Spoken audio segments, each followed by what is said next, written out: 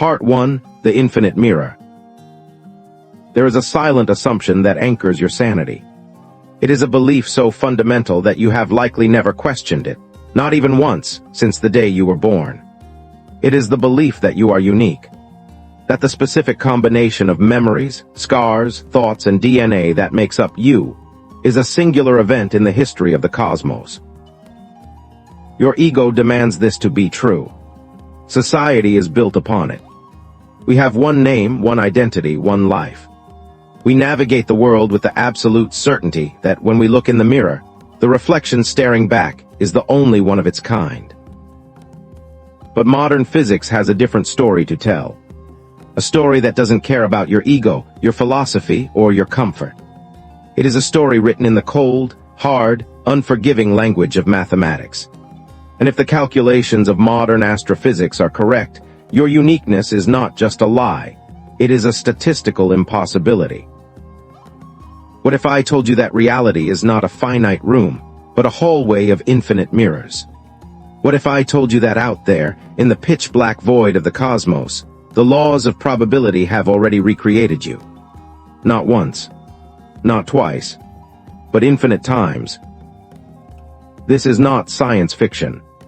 This is the inevitable conclusion of an infinite universe. Today, we are going to look at the numbers that break reality. We are going to calculate the exact distance to the person who is living your life better than you are. And we are going to ask the question that haunts the edges of our understanding. If there are infinite versions of you, which one is the real you? Chapter 1. The Prison of Light. To find these other versions of yourself, we first have to understand the cage we are living in. We tend to use the word universe casually. When you look up at the night sky, you imagine you are looking into the infinite abyss. But you aren't. You are looking at a wall. Cosmologists call this the Hubble volume. It is a sphere of reality centered exactly on you, with a radius of about 46 billion light-years. It is a prison made of time. Because the universe is only 13.8 billion years old, light from beyond this boundary simply hasn't had enough time to reach Earth yet. Imagine you are a sailor floating in the middle of a vast, dark ocean at midnight. You are holding a lantern. That lantern illuminates a circle of water around your boat. Inside that circle you see things, waves, fish, debris. That is our observable universe. It is everything we can see, touch, and measure. But here is the critical logic puzzle. Does the ocean end where the light fades? When you look past the edge of your lantern's glow, does the water simply stop? Does reality drop off into a sheer cliff of nothingness? Common sense tells you no. The ocean continues. It extends into the darkness, far beyond what you can see. And the universe is no different. The data we have from the cosmic microwave background, the afterglow of the Big Bang, suggests that space is flat. In physics, flatness is a strong indicator of infinity. It implies that space doesn't curve back on itself like a ball. It extends forever, like an endless sheet of paper. This realization is the first crack in the glass of your uniqueness. Because if the ocean of space is truly infinite, then impossible becomes a forbidden word.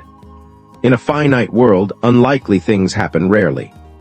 But in an infinite world, unlikely things are guaranteed to happen. In fact, they are guaranteed to happen infinitely many times. Chapter 2. The Pigeonhole Principle.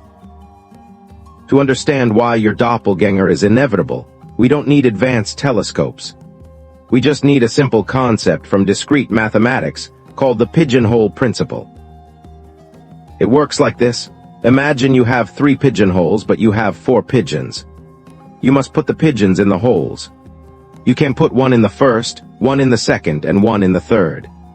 But what do you do with the 4th bird?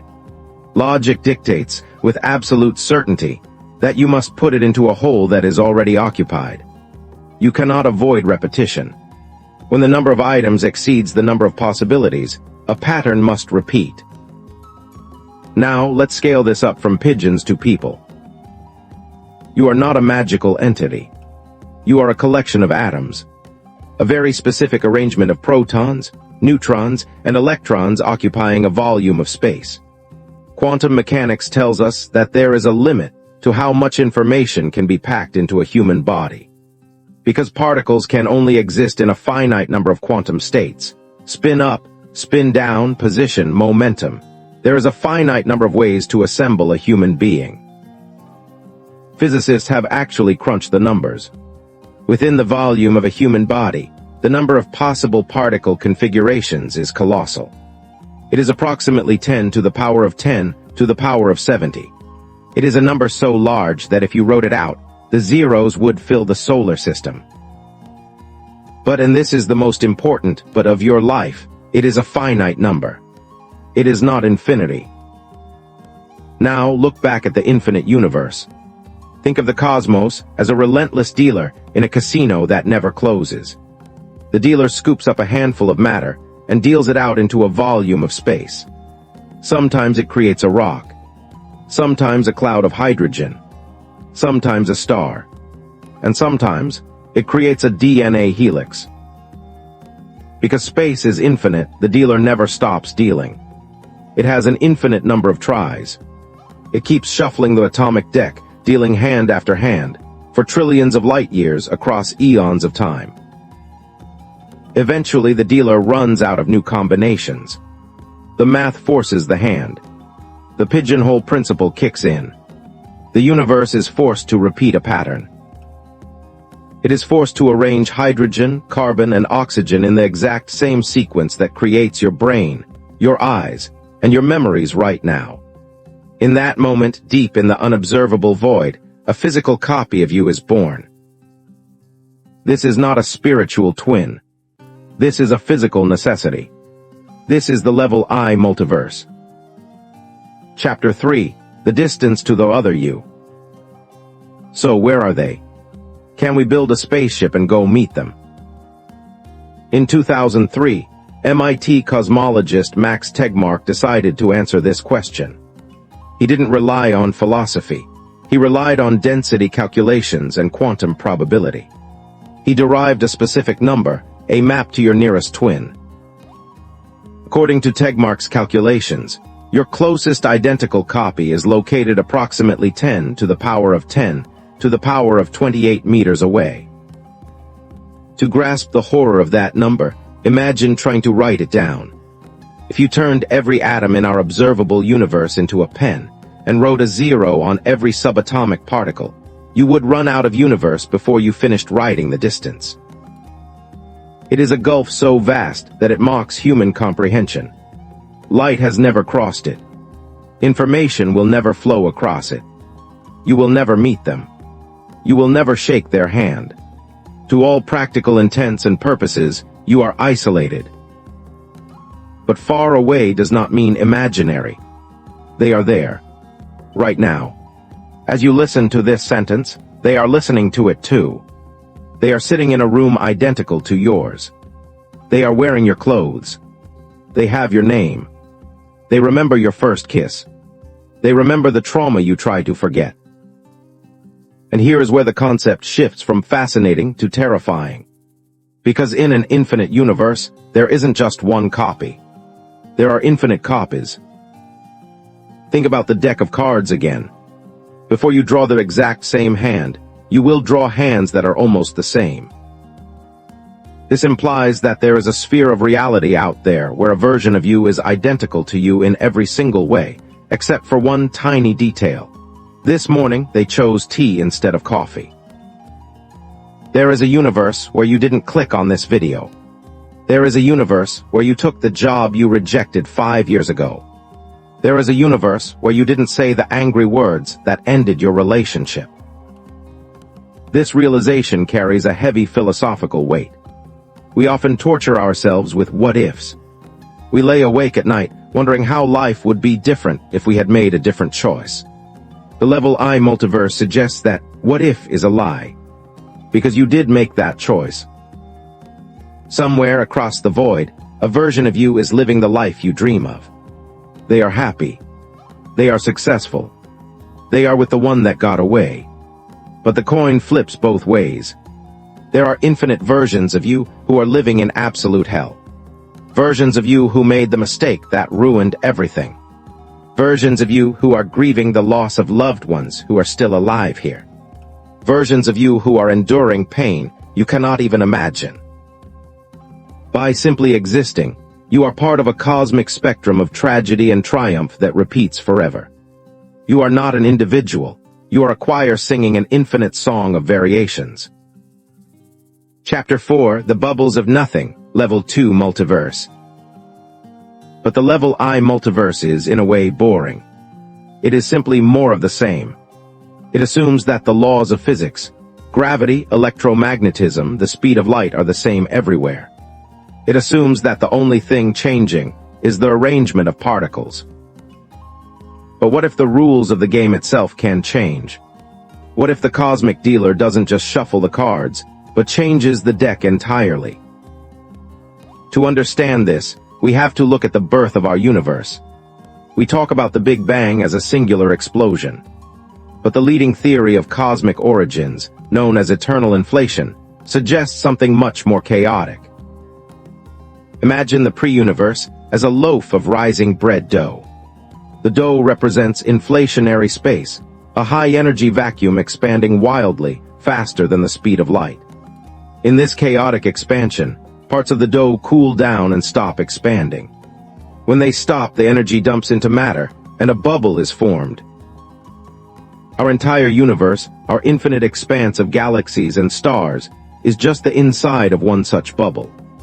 We are a pocket of stability in a violently expanding ocean. But the dough keeps rising.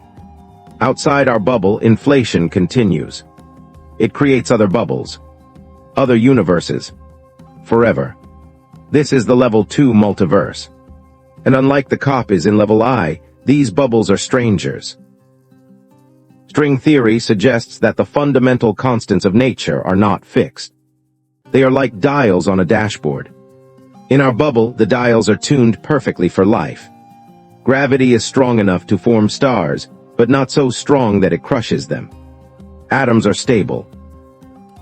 But in the bubble next door, maybe the gravity dial is turned up to 11. The moment the universe is born, it collapses into a supermassive black hole. Time never starts. In another bubble, the strong nuclear force might be too weak to hold protons together. Atoms never form. It is a universe of soup, a dark, cold, featureless wasteland. This paints a picture of reality that is mostly a graveyard. The Level 2 multiverse is an ocean of dead worlds, failed experiments, and broken physics. We are here asking these questions, simply because we are in one of the rare bubbles where biology is possible. This is the anthropic principle. We are the winners of a cosmic lottery we didn't even know we were playing. So far we have looked outward. We have traveled billions of light years into the void to find our reflections. But what if we are looking in the wrong direction? What if the most shocking evidence for parallel universes isn't out there in the stars, but right here, in the room with you? What if the other versions of you aren't separated by distance, but by frequency? To find them, we must stop looking through the telescope and start looking through the microscope. We must enter the insane, nonsensical world of the quantum, where a cat can be dead and alive at the same time, where the past is not written in stone, and where you have never actually made a choice in your life. Before we step into the darkness of deep time and the simulation, I have a mission for you. The algorithm tries to hide content like this. It prefers distraction over truth. If you want to keep exploring the glitches in our reality, help us break the system. Subscribe to Quantum Files Official. Turn on the notification bell. It signals to the machine that you are awake. Now, let's talk about the end of the universe. Part 2, the complete edition. In Part 1, we looked outward. We traveled across the infinite canvas of space to find your physical copies, born from the sheer exhaustion of probability. We learned that space is a prison of repetition. But space is only 3 of the 4 dimensions we live in. There is a 4th dimension, time. If the idea of a doppelganger living somewhere else in the galaxy disturbs you, consider a far more intimate horror. What if the other version of you isn't light years away? What if the other version of you is you? What if the life you are living right now, this exact sequence of breaths, heartbeats, and thoughts, is not happening for the first time? What if you have lived it 1,000 times before, and you are condemned to live it 1,000 times again? Forget about parallel universes. Let's talk about the circle of time. Chapter 5, The Long Dark. Before we can talk about the return of your life, we have to talk about the death of everything else. To understand the true scale of forever, we have to look at the timeline of the universe beyond our short human lifespan. We currently live in what astrophysicists call the stelliferous era, the era of stars. The universe is bright, warm, and active. But this is a temporary flash in the pan, a brief spark in the dark. Eventually, the fuel will run out. In about 100 trillion years, the last star will cease to shine. The universe will enter the degenerate era. The only light will come from the faint glow of white dwarfs and neutron stars, slowly cooling into black corpses. Then even they will fade. Protons will decay. Matter itself will dissolve. The universe will enter the black hole era. For eons that defy mathematical description, years, numbered with a 1 followed by 100 zeros, the cosmos will be nothing but black holes drifting in a freezing void. And then, thanks to Hawking radiation, even the black holes will evaporate. They will bleed away their mass until they vanish in a final puff of gamma rays. This is the dark era. The heat death. Entropy reaches its maximum. Absolute zero. Absolute silence. Absolute nothingness. Chapter 6, The Cycle of the Phoenix. This should be the end of the story. But infinity is a strange master. In this timeless void, quantum mechanics still applies. Even in a perfect vacuum, energy fluctuates. Virtual particles pop in and out of existence. This brings us to the work of Nobel laureate Sir Roger Penrose and his theory of conformal cyclic cosmology, CCC. Penrose argues that when the universe expands enough and all matter decays into radiation, the universe loses track of scale. Without matter to provide a reference point, there is no physical difference between a universe that is infinitely big and a universe that is infinitesimally small. In that moment of mathematical confusion, the geometry of the universe resets. The end of the old universe becomes the Big Bang of a new one. The cold death ignites into a hot birth. A new eon begins. This means time is not a straight line from birth to death. Time is a wheel that has been turning forever and will turn forevermore. And if the wheel turns forever, everything on the wheel must eventually come back around. Chapter 7, The Boltzmann Brain Paradox. But before we accept that the universe resets perfectly, there is a disturbing statistical trap waiting for us in the darkness. A trap known as the Boltzmann brain. This is the scariest thought experiment in the history of thermodynamics. Ludwig Boltzmann, the father of entropy, proposed that it is statistically highly unlikely for a universe as ordered and complex as ours to arise from chaos. It is much, much easier for a smaller amount of order to appear by chance. Think about it. What is more likely to be created by random quantum fluctuations in the void? Option A, an entire universe with billions of galaxies, trillions of stars, and coherent laws of physics that last for billions of years. Or option B, a single, isolated brain fully formed, complete with false memories of a universe that doesn't exist. Mathematically, option B is exponentially more likely. It requires infinitely less energy and less luck. This leads to a terrifying possibility called solipsism. How do you know that the past is real? How do you know that yesterday actually happened? Your only proof is your memory. But memory is just a chemical arrangement of neurons in your brain right now. If the universe is infinite in time, there will be infinite random fluctuations. Statistics dictate that right now, out in the void, there are floating brains that have spontaneously formed out of the chaos. Some of them die instantly. but some of them endure for a few seconds. And some of them have memories. They have memories of being a child, memories of a first kiss, memories of listening to a documentary about the multiverse. You assume you are a biological person sitting in a room on Earth. But the math suggests it is far more probable that you are a Boltzmann brain floating in the deep freeze of deep space, hallucinating this entire experience. The room, the screen, your hands, your history. It might all be a fever dream of a lonely mind that formed a millisecond ago and will dissolve a millisecond from now. In an infinite universe, you are the ghost in the machine. Chapter 8, The Eternal Recurrence. Let's step back from the edge of madness. Let's assume you are not a hallucinating brain.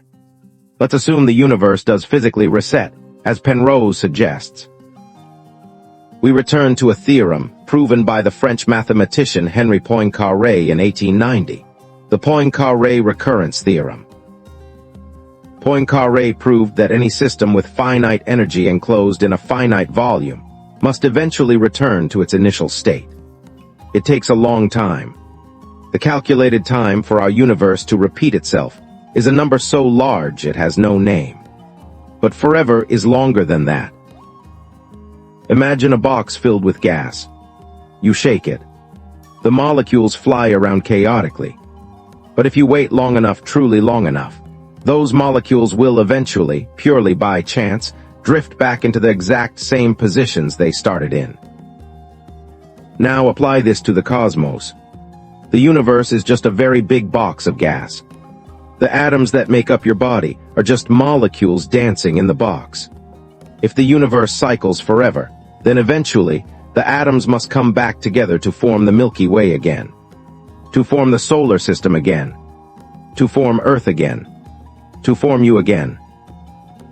This is the scientific backing for one of the heaviest philosophical concepts ever proposed, Friedrich Nietzsche's Eternal Recurrence.